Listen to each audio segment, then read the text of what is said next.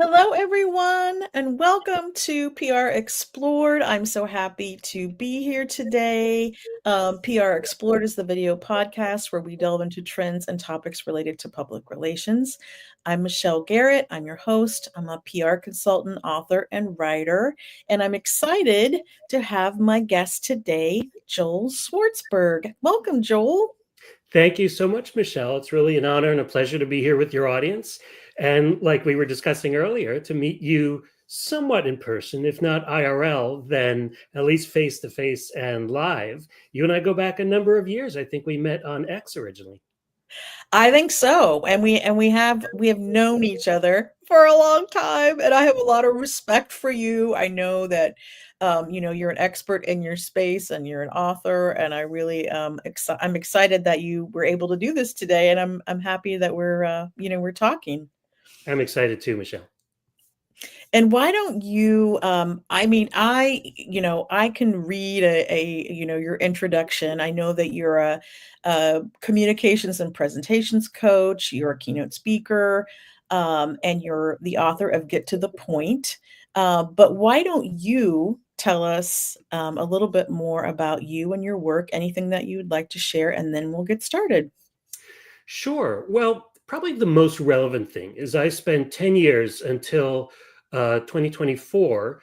I worked in executive communications, and that overlapped so much with PR because our CEO needed to have quotes and press releases, was going out on interviews, was going on TV shows, was giving speeches where reporters were present.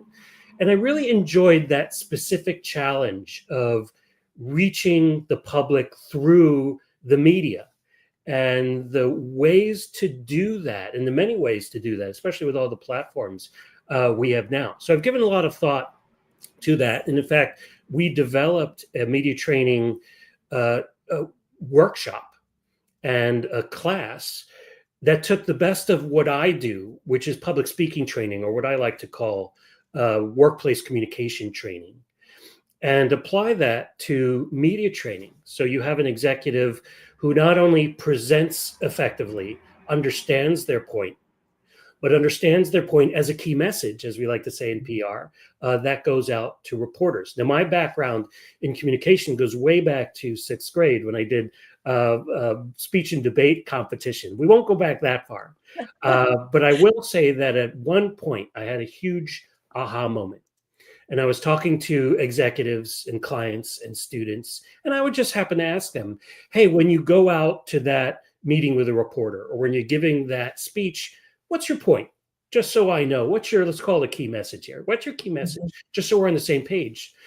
And Michelle, they wouldn't know. They would have themes, they would have topics, they would have notions, observations, categories, catchphrases, but they wouldn't have a point. And that's when I changed the trajectory of all of my training to this idea of what is your point? Do you know it? Is it strong? Is it sharp? Is it memorable? Is it compelling? Because if you don't have that, your point, then everything else is sort of pointless. You have icing, but no cake. So that's sort of the psychology I used when I work in executive communications. And I put that together in this book called Get to the Point, Yay, yeah. now in its second edition. And it's a short book because my publisher told me if I can't make my point in under 20,000 words, then I'm like a dentist with bad teeth. I need to walk the walk and talk the talk. So it's really those ideas that apply so well and so vitally to PR settings. Mhm. No, I absolutely agree, and I feel like we see, I think we're talking about, how to improve executive communications and kind of how to get executives ready and prepared, I guess, because I think times have changed a lot for executives as far as being kind of put on the spot now. And it used to be, you would schedule an interview and you would have time to prepare and think about it, and then it's just a different world now because they're out at events, reporters are there, they ask a question, they get caught off guard. Sometimes they're just like they're like a deer in the headlights, or they just start talking and who knows what's going to come out. So this is why, you can't obviously, if you have an executive that's a great spokesperson, it's a real boost to the PR program because, you don't wanna be cleaning up a mess based on the fact that somebody spoke without really being prepared or thinking first, and I think the more they can kinda work through some of these things ahead of time, the more likely they're gonna the less likely they're gonna put their foot in their mouth at the wrong time, so. Right. Executives are often they often come to the table with certain problems that I find, not to throw lawyers under the bus, but lawyers often have this problem too, which is because I know everything, Mhm, therefore, ergo, I can communicate it effectively. And those are two very different things. In fact, I mhm, don't even like to use the word spokesperson when I talk to CEOs because that gets them in the mindset of, all right, what did my PR team tell me? What are the key messages? What's the building blocks that I need to regurgitate in this setting? They need to be strong communicators, and that means everything you said, plus listening, understanding the question, and learning how to make their points within the context of mhm, answering that question. And you're right, sometimes it's live, sometimes there are gotcha questions, sometimes you can over prepare.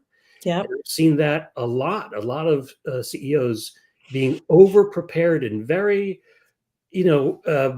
destructive ways, and that mhm. are at the very least waste time if you really understand what's happening between that CEO or that executive and the reporter.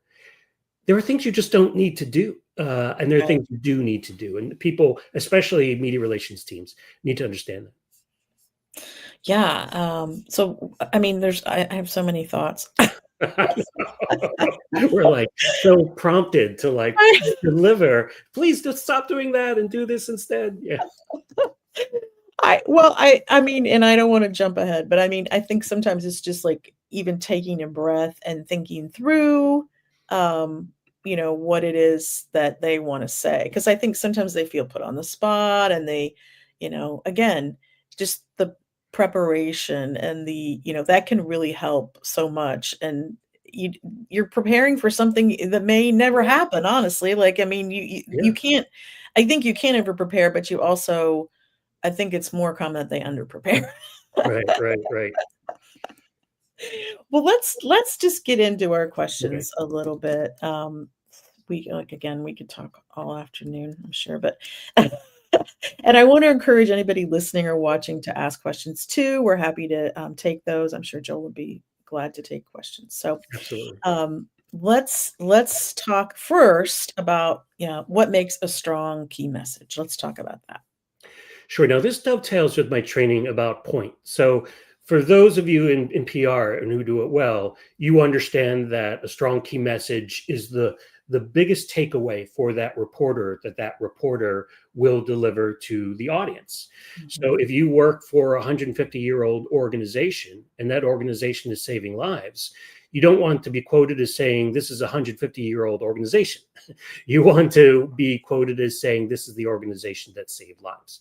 So it's really the one idea, and usually I'm going to say it's the one idea that you most want to appear as the quote that appears or as the thing that's remembered because you've repeated it. Now, a strong key message reflects your purpose and your mission, not your personality or yourself.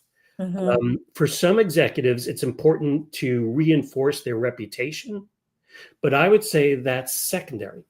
The first priority is articulating what your business does to improve the lives of people.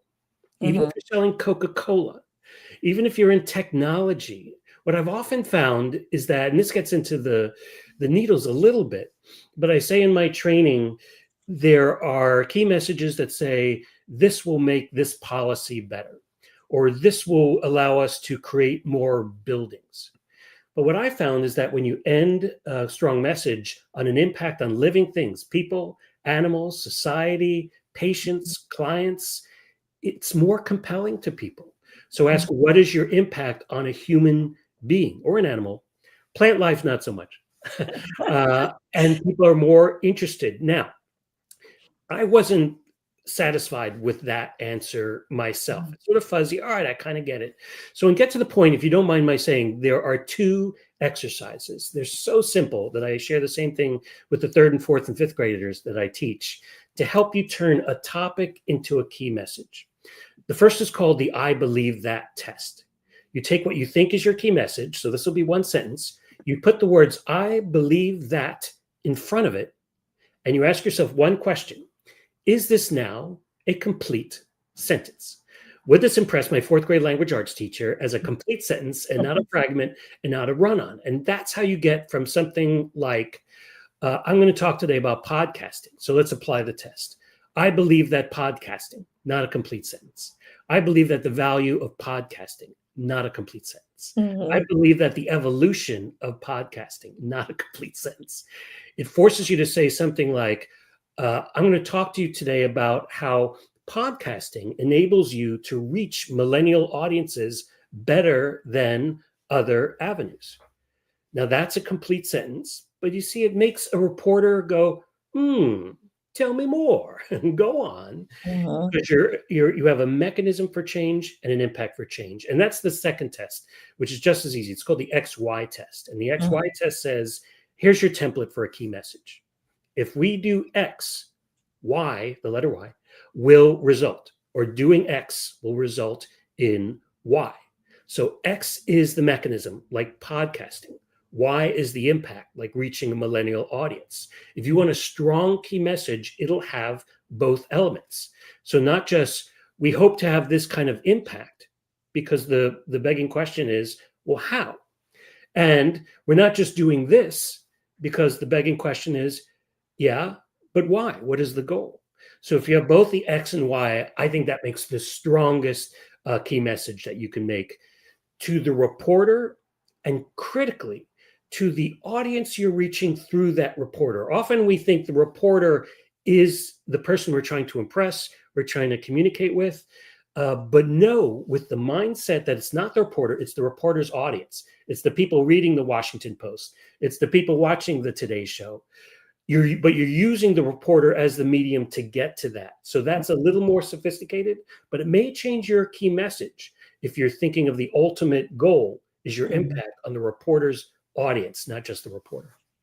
Right, and but you want the reporter to get that out, To your pick the message right out, thing, yeah, and I think exactly. that sometimes we get frustrated, I know, as, PR professionals that sometimes the reporter doesn't include, the piece that we most wanted them to include, and then, of course, the client is unhappy or whatever, so I think, we're gonna talk about, the next question. Let's just go right to the next question, Yeah. because what are some ways that we can highlight that key message in an interview so that we can never guarantee that it's going to come through or in the actual piece that is produced or published. However, what can we do to increase the odds that it will? So, So there's this really interesting scientific research on this thing called primacy and recency. And it normally applies to speeches. It says basically that the first thing you mention, this is a zone of primacy. It's going to get attention. It's going to be memorable because it's not competing against any other answers or any other information. That's mhm, the value of primacy. Recency is the zone at the very end of your presentation or the last question in an interview. People remember that because it's the most recent thing they heard. So it's more sticky. So if we apply that, where you might even argue that that has more relevance in an interview than even in a speech, to the first question and the last question, what does that tell us to do? That means that once you've identified that key message, you bring it out early. It's not like a movie where you're going to spoil the ending if you bring out your key message too early. mhm, You bring it out early, and then you bring it out in the end. If it's not a live interview, then there's no such thing as repeating something too often. It'll just get clipped or cut. And you and I know if you talk to a newspaper reporter for an hour, you might get 13 words at best, published. So they're going to curate it anyway. So how do you like to, I like to say, put mustard on or increase the chances that your key message will get picked?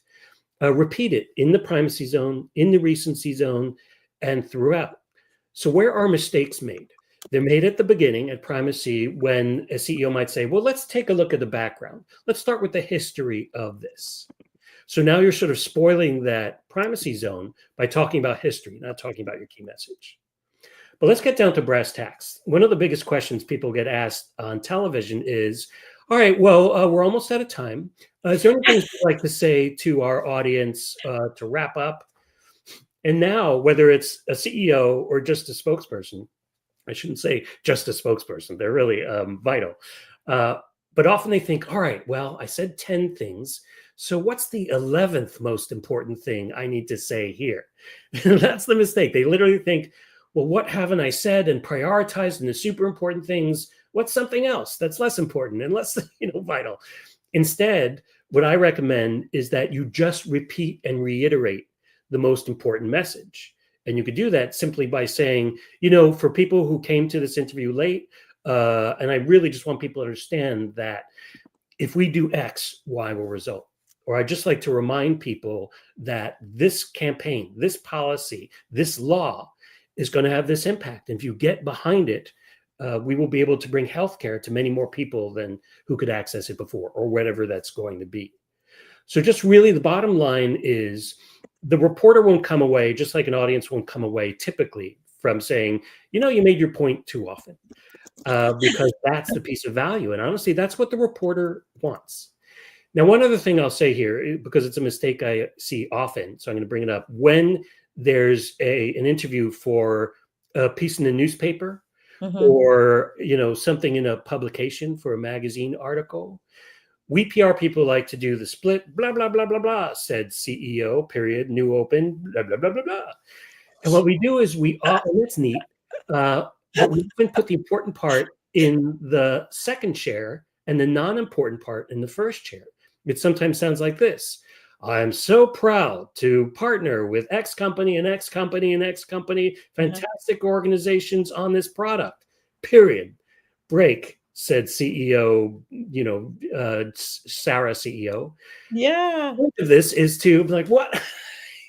Why would you, again, back to primacy, why would you sabotage the very first thing they read and then put in the less priority position, most important thing? So I was always scratching that, because listen, that reporter's not going to write about your partnerships. That reporter couldn't care less about how proud or excited you are. That will not appear in the soundbite. So start it with this campaign, this idea, this new product will X people by showing them how, by providing this, by bringing more joy to the lives of them and their families and their pets. Use that XY right there. And if your team says, well, we need to mention the people, all right, then put it in the back car. We couldn't have done this without the partnership and participation of these partners who like to see themselves in print. But you put that in the second part of the quote, and the most important part, your key message, in the first part of the quote. No, I like that tip. Although I don't know, that's a hard, turn to make, like pivot, because I think we've Everyone, I get all so proud. I feel exactly like that when you were blip blip blip blip Yeah. because And it's just a formula that we have always used. And we see it on LinkedIn all the time. Whenever someone has a new book, they get a new job, they get an interview. I used to do it myself. Whenever I was published in Harvard Business Review or Fresco, I'm so proud for this article. Like, who cares? My mom is proud. My mom will enjoy that. But to the general audience, I'd rather do what you did as you were promoting, like even this event. Here's an issue we all talk about. Let's dig into it and get some answers. My guest today, or I had a nice chat with Michelle on PR Explored to dive into this and reveal the ideas and the insight that'll help us all become better communicators. Then boom, you have it there with no delay and no wasted text. Yeah, no, I agree, because I do think people's attention span is so short, and you also has to kind of grab them with something interesting, not just we are proud, we are excited, we are, that is, I mean, the other day, in fact, I was writing a press release trying to figure out a different way to say we are excited to announce blah blah. It's just I Yeah, don't right. know.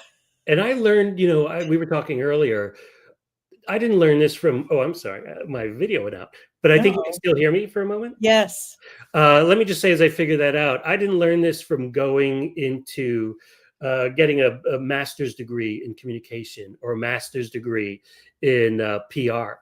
I got this from actually being in that PR environment, being in that setting. So I learned this from the executives and the teams that I worked with. Yeah. Yeah, well, I mean, that's the thing, I think, experience is the best teacher often. Uh-oh, Joel is not there.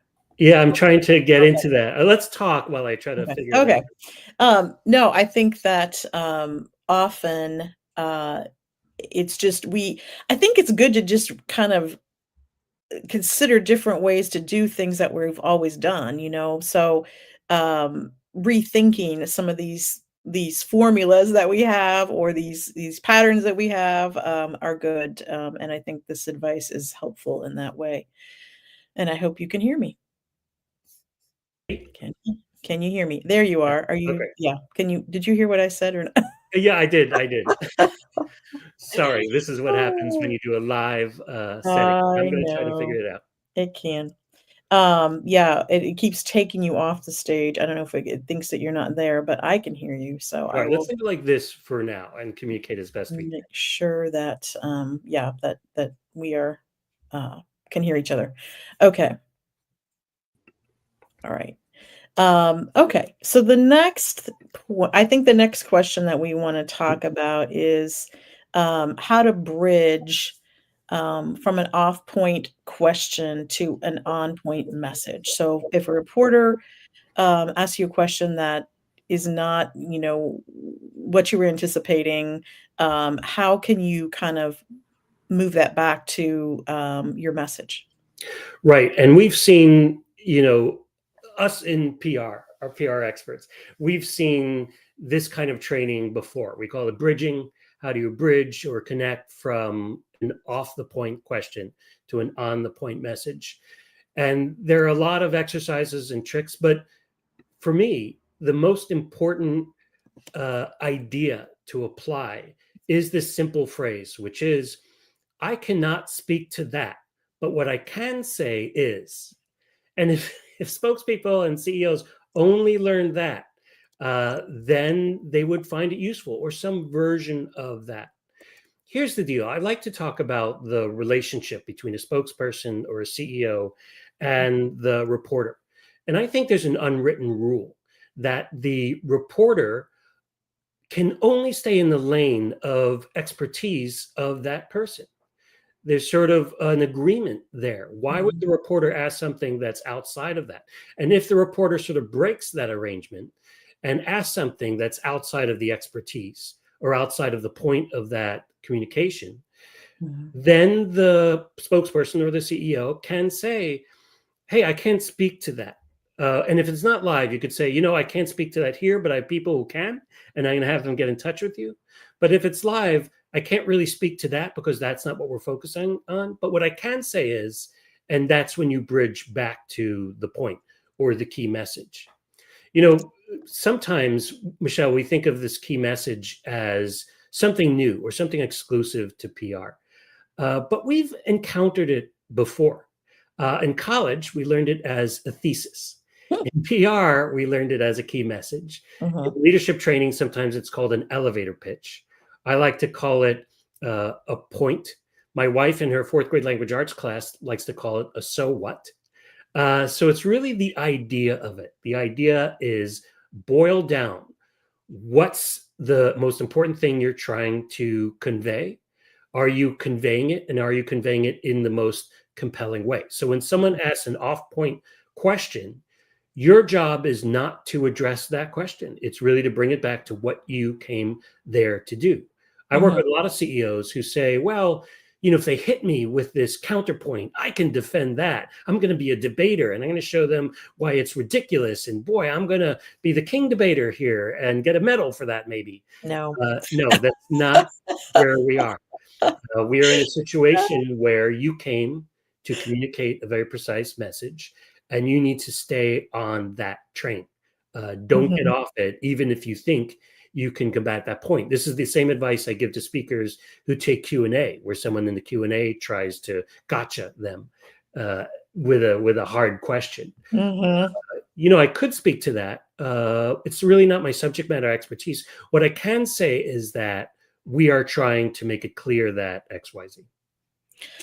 Yeah, and I think some spokespeople seem to understand this, and if they don't, it's good to have, some preparation or training for them so that they can, I mean, sometimes I think here's a scenario. So, and I call them nuggets, by the way. Yeah. I call it a nugget. Get back to your nugget. I don't know where that came from, but somewhere along the line. But yeah, oh, what was I going to say? So sometimes you don't know, like a spokesperson will say, or an executive, a CEO will say, that they have experience talking to the media and they've done a lot of interviews. And then you get into an interview, maybe the PR person is sitting in or what have you. And they realize very quickly that, in fact, the person may not have the experience that they maybe said they had. So I think we have to figure out how to suggest that preparation is a good thing, and I mean, any person, any spokesperson could probably benefit from some preparation if they're, going into an event where they might be asked some questions, or they're going into an interview, of course, or maybe we could talk about that a little bit. Yeah, and let's talk about, we throw on that word preparation like it's understood by everybody the same way. But it really needs to be purposeful preparation. When I was working in exec comms and I was working with a PR team to prepare a CEO for an interview, they would send me their key messages, and often there'd be 7 of them. And I'd be like, there's no way the CEO is going to remember 7. And by the way, you're not indicating which one is most important. And a lot of them were things that the CEO didn't need to be talking so much about because they would be provided to the reporter, like a history of this issue or how, data or percentages about this issue. So how can we boil that down so that the spokesperson or the CEO can understand them? And by the way, this is where I want to bring in this thing that PR teams do that's really a waste of time, which is scripting out answers to questions. Mhm. So Mhm. they wordsmith it, they use AI, they use Grammarly, whatever, all their tools, as if this is going to be printed as QA, QA, QA. And they hand that to the CEO. And what is the CEO supposed to do with that? Memorize it? Like you have a lot of thes and ands and periods and Mhm. colons and semicolons. Like what is the point of scripting out answers to questions? Because if you do that, you're really saying we want the spokesperson to memorize this, and you never want to say that because that ruins authenticity. But if Mhm. there's one idea, Michelle, I really wanted to put out there because I see this often, I don't hear about it a lot. Spokespeople, and CEOs, especially from nonprofits, often spend a lot of their time conveying key points that are about the problem, but not the solution. And I see this problem in op-eds all the time. Mhm. A lot of time is spent on, all right, here's the data on how many people are affected. Right. Here's how they are suffering. Here's how our planet is being over polluted. Doom and doom and doom and doom. We're in trouble. Their rights are being taken away. 3 minutes, 4 minutes. And then finally, but our nonprofit has the solution. Now, what have you done? You've buried your key point, which is about, remember the XY. Our nonprofit is going to use X tool to achieve Y result. You've Mhm. buried it under minutes and minutes and words and paragraphs of description of the problem. Mhm. I wrote an article about this. At the end of the day, these CEO and spokespeople, they are not problem describers. That's not the business you're in. You are in the problem solution business. Mhm. So you need to rework a lot of those communications so that you lead with the solution. And that Mhm. makes it difficult because often we need to describe the problem. But the way we get around that is we have a broad statement of the problem. Many people are suffering. And what our mission is to relieve that suffering by this. Now let's dive into what the problem is. But I Mhm. brought out my solution early. And in an op-ed, I would even say, this is a big problem, but one of the ways we can solve this problem is through XYZ. Let's look at each of the sub-issues in this problem and the ways this answer is going to solve it. So now you have problem, solution, problem, solution, problem, solution. Mhm. The bottom line is every way I can, I want to make sure the spokesperson or the CEO is leading with the solution to the problem, thus the mission of the organization, not a mere description of that problem or an Mhm. inventory of that problem. Well, this is great because here's something that happens, I find often is that I feel like, companies want to get everything in. They wanna jam everything into a press release. They The wanna get kitchen sink. everything into an interview. I don't know if they fear that they won't have another opportunity to talk about these things or that if the reporter needs more information, they won't ask for it. But I think by trying to jam everything in, we are actually diluting our key message, is that right? Yeah, this is something I say, and I put a lot of mustard on. I reinforce it in my presentation training. Because what happens when people get a lot of information and a lot of details all at once? Sometimes we think, oh, it's like a Christmas tree. The more ornaments we hang on it, the more it'll glow. But no, what's happening in their brains, in their cognitive process, all of those ideas are fighting each other for attention, especially to a Mhm, reporter who's not taking copious notes or recording it or using an AI assistant. Uh, so, as a result of all those ideas fighting each other for attention, the impact of each is diluted and less memorable. So yeah, we all know that less is more. We don't always know that more is less.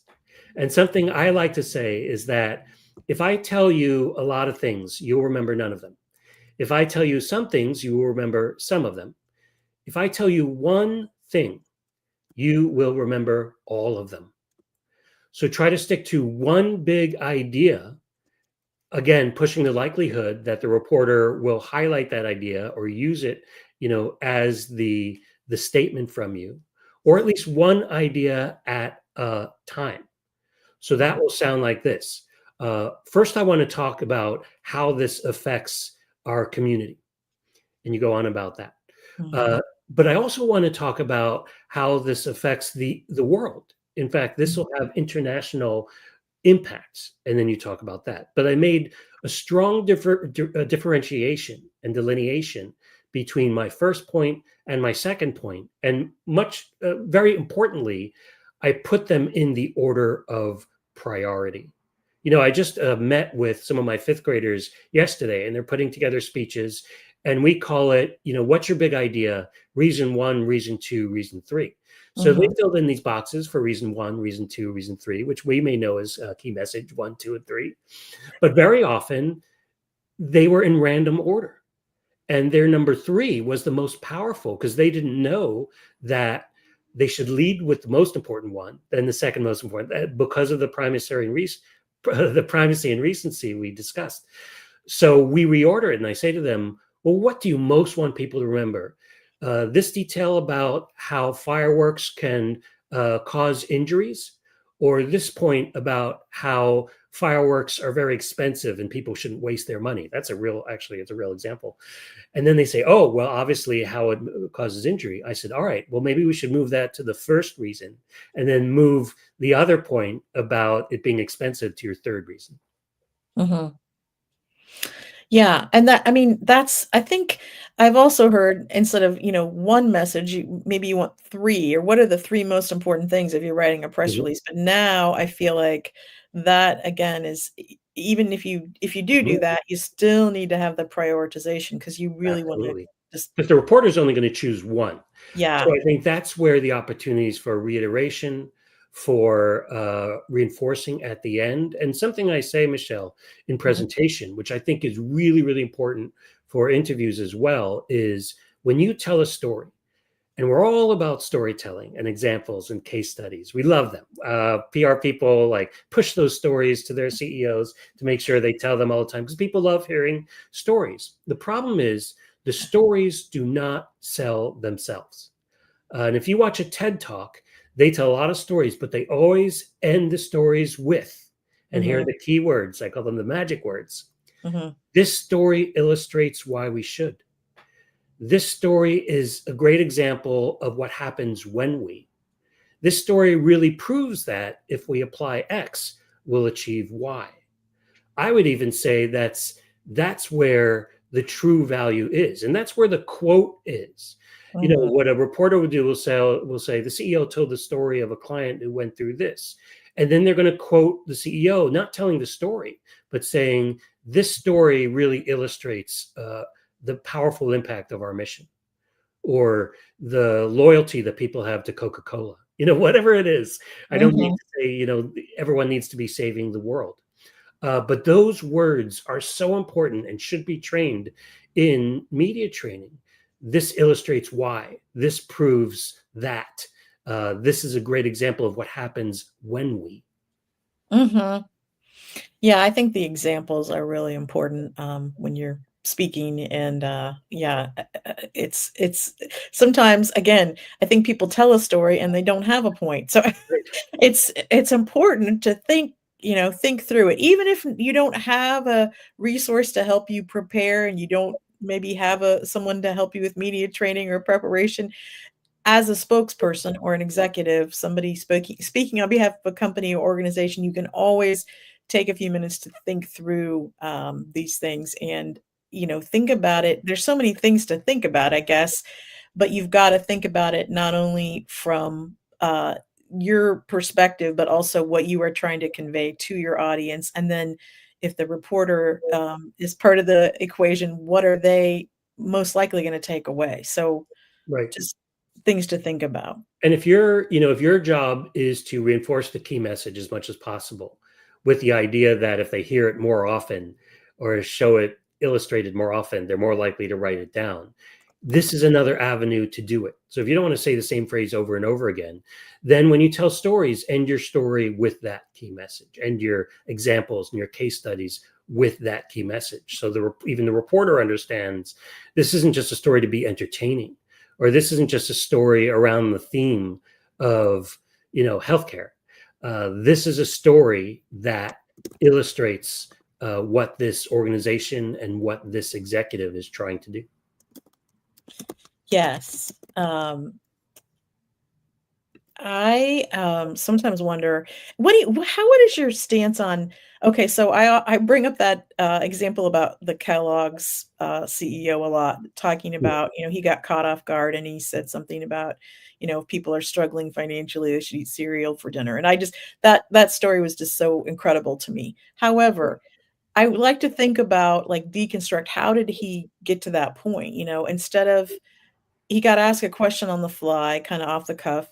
Could he how could he have handled that differently? Could he just I mean, there are other ways he could have handled it. yeah. I think the CEO lost their sense of purpose, and that needs to be tattooed on their head. Everything coming out of your mouth should support this key message. Mhm, Because yes, you want to be conversational with the reporter, but at the end of the day, the point isn't conversation. Don't worry so much about your authenticity that you're going to allow yourself to say a bunch of things off the cuff. Uh, if you have a personality, it's going to come out as long as you're not scripted. If you're not scripted, then I think you will come across as human. Then the next thing to really worry about is everything I'm saying, whether through imagery, whether through example, whether through direct language, whether through a joke, whether through an off the cuff, is it supporting that key message? Because something I'm sure you mhm. say and PR specialists say all the time, everything is on the record, everything coming out of your mouth. And if you say Yes, something hot, yes. that's what will be there. Reporters they love Yeah, these sound they will. bites. Yeah, Reporters yeah, love for it. sure. It's not good for the company. It's not good for the organization, so, and it's not good for the spokesperson if they put their foot in their mouth, so, and it's certainly not good for the PR team that Yeah. has to play a cleanup crew there, so, And if we think I about roles, we talked about thinking about your audience as the reporter, but also thinking about your audience as the audience of that reporter. That reporter can have split priorities. There can be a priority to illuminate the audience into that CEO or illuminate them into the purpose of the organization's mission, but they could also be thinking, hey, maybe there's something juicy here that I can get a bunch of eyeballs to my article and then have a bunch of self-serving purposes. That may be the case, but to the audience, they won't have that self-serving purpose. So try to make the most of the purpose of the audience and that other purpose of the reporter by staying on point. Yes, you should be friendly. Yes, you should smile. Yes, you want them to be your friend. But first and foremost, you want them to highlight, to capture, to reinforce, and to publish the key message. Mhm. What are you doing? Why? What impact will it have? Yeah. And it's not easy. Let's be clear. I mean, we're asking a lot of these of spokespeople and executives that are put in this position. So we know it's not easy. It's just these are just this is just advice and tips that could help you improve your media relations game a little bit. Yeah, So but I will say, Michelle, in media training, one of the ways I've seen it done poorly is, all right, we're going to give you a bunch of it. We're going to lecture at you for an hour, and then we're going to put you in front of the camera, and then we're going to criticize you for the last half hour. Well, first of all, in the lecture, we know from adult learning that people learn most poorly from lectures. They learn best from interaction. They learn best from teaching each other these advices. So when I do media training, within the first 10 or 15 minutes, we have an exercise where we talk only about points. I don't care about the 6 questions. I care only about the one question. Why are you here today?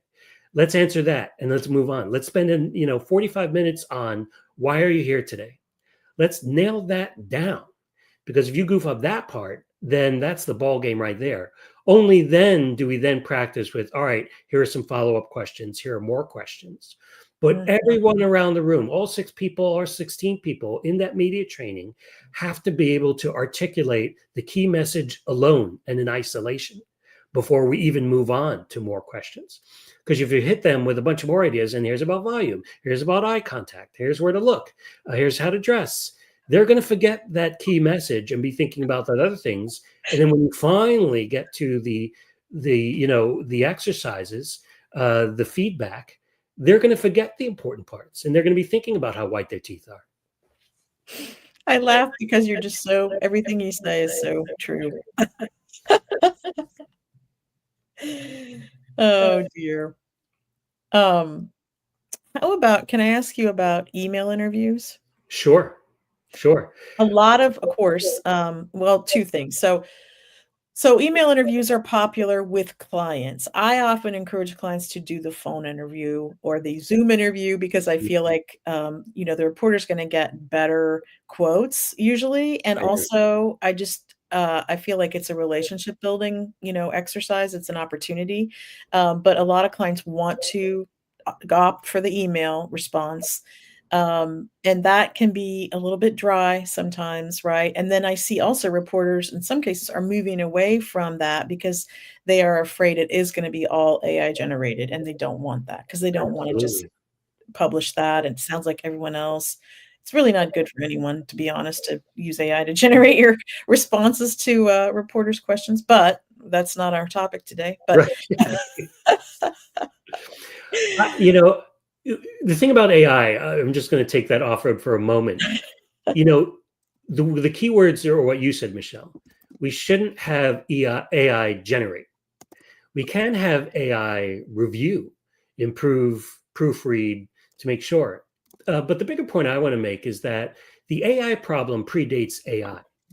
There's always been a problem with executive quotes that are emailed in sounding like boilerplate. That is a word that we need to bring back into the modern frame.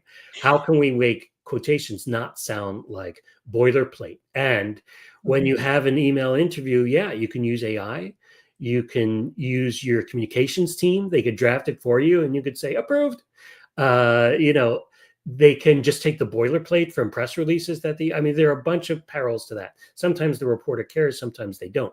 But if you want to retain the authenticity and the humanness and the humanity of these quotes, uh, Mhm. I would suggest often making it about a feeling and using a lot of I, we language. Often we felt. So right away, boom, I have a we and I have a feeling language. We felt that something needed to be done about X. So we spoke to this many people and we created a program that will solve that problem. So now I'm making it more personal versus talking in third person. XXX Corporation, which is your corporation, so it should be a we. The XXX Corporation developed such and such, from afar. So I would take those two keywords. One, the feeling that inspired that solution, and two, using I and we language. I don't mind I language here because you are interviewing the CEO. For a general spokesperson, they probably shouldn't use I language so much. But the Mhm. CEO is the embodiment of the mission. And so when a CEO says I, they're talking about their leadership style, their leadership approach, their executive presence, if you will. And they're infusing the quote with that. So but just make sure it sounds collaborative. I worked with my team to make sure we stayed focused on this problem, and we have developed a new pharmaceutical to help people who are suffering from it, because that suffering is something that needs to end. Uh, Mhm. the other thing I would end is a colleague of mine used to use the phrase weekend words. Don't use big words. You're not trying to impress people, and you don't impress people anymore with big words. Often Mhm. AI will have the big words. So break it down and use that old rule. Would this make sense to a fifth grader or a sixth grader? Mhm. Uh, and if you do, you make it less taxing for the person reading it, and reporters appreciate it. So keep it simple, keep it personal, I, we, and talk about feelings, not just issues. And stay away from acronyms. Absolutely, absolutely. Even for people, people often take that advice and they think, well, I'm going to use the acronyms with my people because they know what the acronyms mean. But here's the thing. Acronyms are taxing on people's brains, even if they know them. They have to decode them in Yeah. their heads. So Yeah. that's a cognitive step they need to take that they wouldn't have to if you just explained it. Yeah.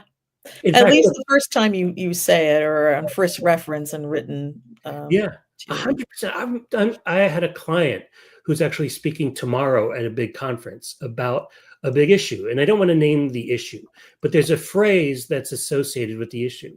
Or let's call it food insecurity. Let's take that for a moment. Uh, we're going to talk today about food insecurity. They go and they never define food insecurity. And Mhm. some people, I mean, first of all, that's not a very personal phrase. Food Mhm. insecurity, there's no people in it. The word hunger isn't even in it.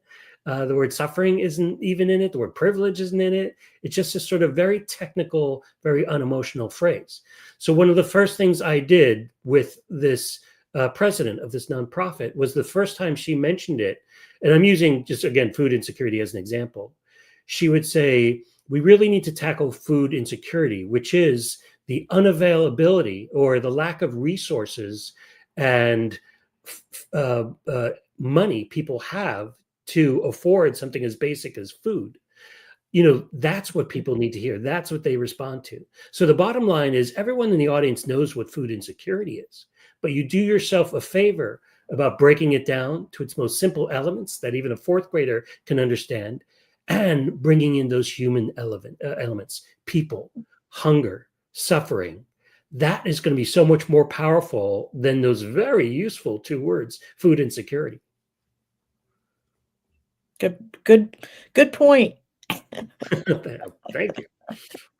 Yeah, not everybody always knows what you're talking about. Even if you think they do, they don't always know, and I see it almost every day. I see it somewhere, and I'm just like, it's so frustrating to me. It's like, Well, yeah, it's at funny least with the give us with a this clue, like client, I'll just say that we went through a whole media training with her. We met for 2 times, and it was only in our 3rd or 4th meeting where I kinda looked at her and I said, we never defined this term, and we sort of can figure it out intellectually, but I Mhm. think you need to do that sort of at the start. Let's break this down, not only to define it, but to explain it in human impact terms, which will be compelling, which will move people. Michelle, something I like to say about public speaking training is that if you nail this speech, just like if you nail this interview, what is the audience going to do? We often say impact. It'll impact the audience, but impact is what I call a badjective. It's like a word that's so broad it can mean almost anything. We get impacted by great desserts at dinner.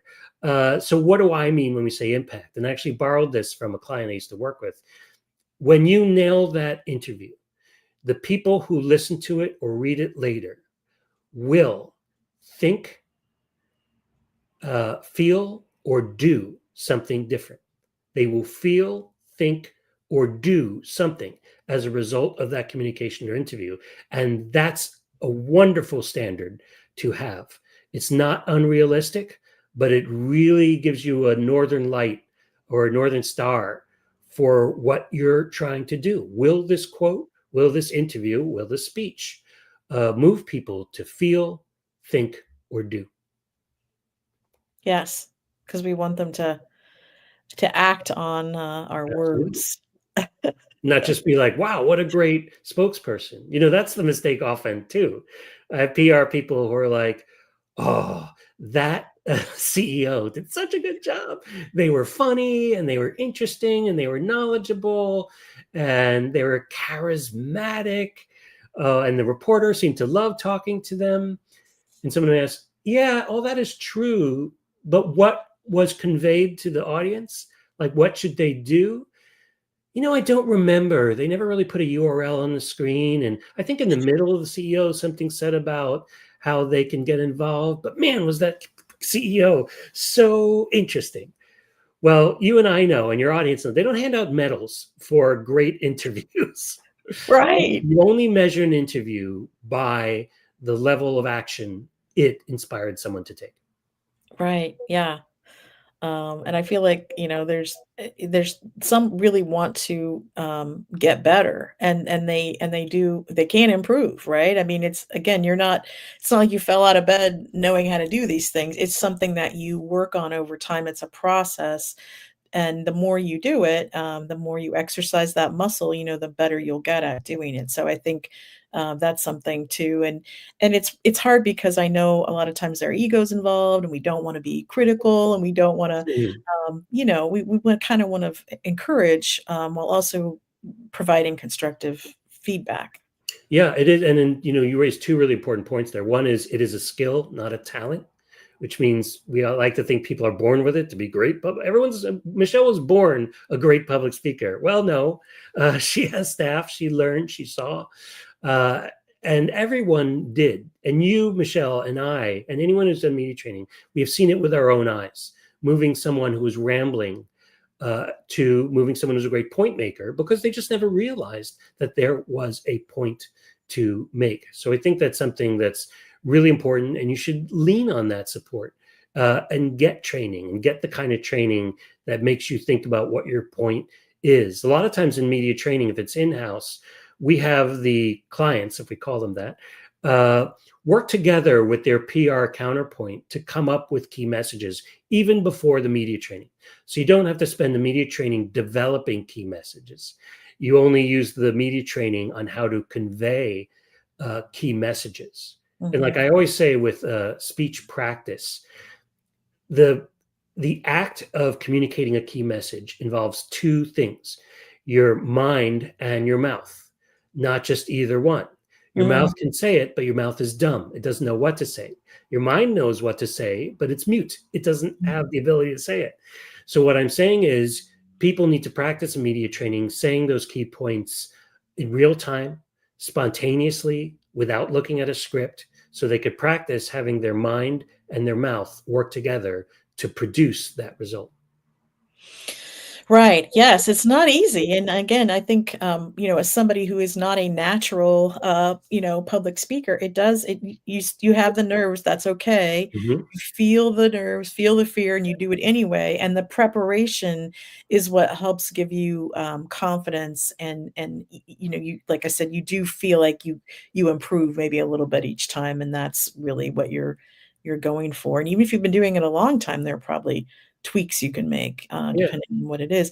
And we have a question that Oh, I think is perfect, for great. this because the different mediums probably require different coaching, would you say? The question, I'll read it. He asked, I'm curious how you coach spokespeople to be on camera in different channels, like as TV news is different than Instagram or TikTok. Right. That's what he's saying. Yeah. So, I would say that for the most part, I don't. okay. I teach people and I suggest that you need to develop your point and then customize the icing on that cake, which is your point for those different channels. Instagram, TikTok, TV news, a conference keynote. These are environments that you need to pay attention to the rules for. But you don't have different key points based on your environment. You will have different key points based on an audience. Why did that audience come here? What do they want and need to know? But you shouldn't change your purpose or your point merely because you're giving it in a different environment. You're giving too much control to that environment, and you're putting too much potential sabotage into your point. Some people have said to me, well, if I use a tiny voice, then people will listen to it more, or I'll sound less like a public speaker. And I say, no, it's the one thing I can do without video is to do the different voices. But I say, no, I have found that energy and volume gets people's attention, puts more mustard on your point, makes you sound more like a subject matter expert, more like a leader, more authoritative, more credible, more competent, more confident. I talk a lot about confidence and how more Mhm. energy and a stronger volume actually builds your confidence, whether you are confident or not. So, Mhm. yeah, I'm going to push back a little bit and just say tailor yourself to the environment. I do, for example, Zoom training, where I talk about things like backgrounds and filling that space and how that conveys Mhm. presence and messaging. And it does. But the message itself shouldn't change dramatically. Yeah, no, I like that answer, and it was a little bit unexpected. Although it makes sense to me because, at the end of the day, it's your point is your point. Yes, of course, sometimes it has to be more succinct if you are doing, a very brief video or something like that versus a 45-minute presentation. But it's at the end of the day, it's the same uh, point that Yeah, you're and trying to. remember primacy and recency. If you're talking for 2 minutes, primacy is in the first 30 seconds and the last 30 seconds. If you're giving a 10-minute speech, primacy is in the first minute and the last minute. And if you miss some of this podcast, these are the two zones where people are most interested. In the beginning, that's called primacy because it's not competing against any other information. And in the end, that's called recency. It's memorable because it's the most recent thing you said. Now, you may just be an influencer. I shouldn't say just. You may be an influencer. I don't want to be pejorative. Just an English. You may be an influencer who's just trying to get likes and become a celebrity. And listen, if that's your goal, then that's your goal. But you also have a point. My what I want people to know is that listening to me can help them find great food at great prices. So you still have a point to make. It's just a little different for your purpose. And your purpose should be tied to your point. But yeah, don't go thinking don't as a speaker or as it's trying to celebritize yourself. Don't be thinking you have to be on every single channel out there, and don't be thinking you have to say something different for each of those channels. You just have to customize for that environment. That is great advice, and, we are going to wrap it up, and I just can't thank you enough for being here today, Joel. It's been a real pleasure, and I just, everything that you said resonated. I can't wait to go back and take notes for myself and Right now, you don't have to watch; you could just listen and less multitasking. well, and again, I just wanna thank you so much for everything that you shared, for spending time today, and it was just a pleasure, so thank you. Thank you, Michelle. I appreciate the opportunity. And I'll be back in 2 weeks with my guest, Brooke Ellis, and we'll be talking about, social media and PR and how to handle maybe a social media crisis that might crop up. We'll get into that a little bit. So I'll see you in 2 weeks, and thanks so much.